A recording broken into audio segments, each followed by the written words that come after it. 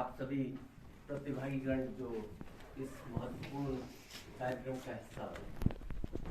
जो यात्रा 6 तारीख सुबह आरंभ हुई थी सोमवार को, उसका यह अंतिम बिंदु है और हमारा यह प्रयास था कि हम इन 5 दिनों में आपसे रिसर्च मेथोडोलॉजी के केवल रिसर्च राइटिंग एस्पेक्ट पर बात करें। हमारी पूरी जो इस आयोजन की धुरी राइटिंग को लेकर कंसंट्रेट करते हुए थी और इसीलिए ये बहुत स्पेसिफिक कैप्सूल था। अन्यथा हम जो पूरी बातचीत करते हैं उसके बहुत सारे अलग अलग आयाम होते हैं जिनको हमने इसका हिस्सा नहीं बनाया। और ये 5 लोगों के फीडबैक बहुत ज्यादा ही उत्साहित करने वाले थे। मुझे लगा कि आप लोगों ने कुछ थोड़ा बहुत कहीं हमें ये भी बताना था कि नहीं ये और भी हो सकता था, क्योंकि ये सब किसी भी कार्यक्रम में इस बात की गुंजाइश हमेशा रहती है, कुछ और बेहतर करने की संभावना हमेशा बनी रहती है। फीडबैक का हमारा यह भी उद्देश्य रहता है कि आपका जो पॉजिटिव फीडबैक है वो तो हमें ऊर्जा से सराबोर करता ही है, वो एक नई ऊर्जा का संप्रेषण तो हमारे अंदर करता ही है, लेकिन हम कहाँ गलतियां कर रहे हैं या हमें और क्या बेहतर करना चाहिए, उसके लिए एक तरह का दिशा निर्देश भी हमें आपके उस फीडबैक से आता है। और महत्वपूर्ण यह है कि जब कुलदीप ये बोल रहे थे कि हमारी थीसिस बेहतर हो इस यात्रा के बाद, मुझे लगता है यही सबसे बड़ी जो संतोष का कारण मेरे जैसे व्यक्ति के लिए हो सकता है वो ये है। जब आप इस यात्रा को खत्म करके अपने अपने गंतव्यों पर पहुंचेंगे और एक बार फिर से रिविजिट करेंगे the entire idea of research thesis writing, एक रिसर्च आर्टिकल लिखने का पूरा जो आपका आइडिया है उसको जब आप रिविजिट करेंगे और उस रिविजिट करने की पूरी जर्नी में अगर आपके दिमाग में 5 दिन ये एमपीएसआर यहाँ कही गई बातें अगर वापस आपके दिमाग में कौंधती है, आपके विचार को उद्वेलित करती है और आपको कहने के लिए, सोचने के लिए, फिर से रीथिंक करने के लिए अगर कोई अपॉर्चुनिटी ये अवसर दिया है तो ये हमारे लिए सबसे बड़ा फीडबैक है। और आप सब निश्चित रूप से अपने अपने स्थानों पर लौटने के बाद में अपने अकादमिक यात्रा के जो अंतिम बिंदु है जो कि थीसिस है आपकी, और उस थीसिस की क्वालिटी में जब आप कुछ बेहतर कर पाएंगे तो वो हमारे लिए सबसे बड़ी संतुष्टि का कारण होगा। और ये बात मैं इसलिए भी बहुत जिम्मेदारी के साथ कह रहा हूं कि जो 2000 में हमने पहली वर्कशॉप की थी और ये 2023 है, हमारी वर्कशॉप के पहली बैच के लोग जो यूनिवर्सिटी सिस्टम में या कॉलेजिएट सिस्टम में फैकल्टी के रूप में एंटर हुए थे, जो प्रोफेसर तक बन गए।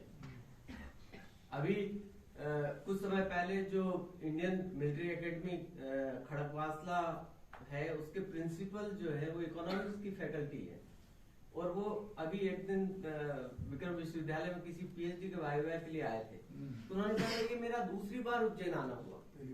पहली बार मैं आपके इंस्टीट्यूट में एक ट्रेनिंग प्रोग्राम का हिस्सा था। तो ये जो एलुमनी का एक पूरा जो वो होता है उसका अपना एक अलग तरह का सुकून मिलता है जब आप देश भर में जाते हैं और कोई व्यक्ति आपसे मिलता है तो बोले नहीं एमपीएसआर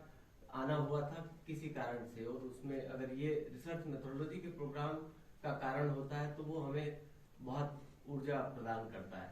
और हम एक बहुत बड़ा समूह एकत्र करने में सफल हुए हैं पिछले एक लंबे समय में कि इस तरह के लोगों की संख्या मुझे आरंभिक वर्षों का ध्यान है कि जब हम लोग डाउन साउथ से भी बहुत बड़ी संख्या में प्रतिभागियों को यहाँ आमंत्रित करते थे, लेकिन बाद में आईसीएस साहब ने जब हमसे कहा कि आप प्रयास ये करिए कि मध्य प्रदेश और उसके आसपास के एरिया को अपना कैचमेंट मानते यहीं के प्रतिभागियों को आमंत्रित करें, क्योंकि वहां के लिए हम अलग से कार्यक्रम देते हैं, तो वहां के लोगों को वहां के कोई संस्थान या विश्वविद्यालय आमंत्रित करे, ज्यादा बेहतर होगा। और इसीलिए अब हमारा कंसंट्रेशन मध्य प्रदेश और 8-10 स्टेट तक ज्यादा बढ़ा है पिछले कुछ समय में। महत्वपूर्ण सिर्फ यही है कि जब आप किसी बड़े रेफरेड जर्नल में अपना आलेख प्रकाशित करवाएंगे, आपकी थीसिस पब्लिशेबल फॉर्म में हो, जब आप सबमिट करें और उसमें ये पोटेंशियल इमर्ज हो के आए कि वो एक पुस्तक में परिवर्तित होने की क्षमता रखती हो।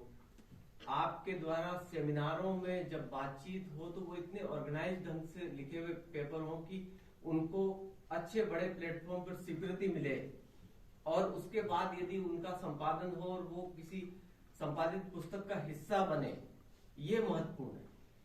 और मुझे लगता है कि इसको केवल किसी औपचारिकता की सीमा में बांध कर नहीं देखना चाहिए कि 5 दिन आए थे, कुछ पढ़ा, कुछ सुना और निकल गए। यदि उससे आगे चलकर आपकी पूरी उस सोच में वो चीज अगर अंदर घनीभूत होती है और आपको बार बार वो उस आइडिया को अगर आपको रिविजिट करने की इच्छा हो कि उस दिन वहां कही गई बात को क्या हम इसमें कहीं सम्मिलित कर सकते हैं, तो ये सबसे महत्वपूर्ण आउटपुट हमारी तरफ से आपके लिए होगा। मैं आप सब के उज्जवल भविष्य के लिए शुभकामनाएं प्रेषित करता हूं, और आज के बाद, आज या कल या उसके एक दिन बाद आप सब अपने गंतव्य को लौट जाएंगे।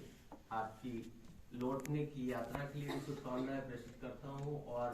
आप अकादमिक जगत में बहुत अच्छा कुछ करें, उसके लिए भी मेरी बहुत सारी शुभकामनाएं आपको। धन्यवाद।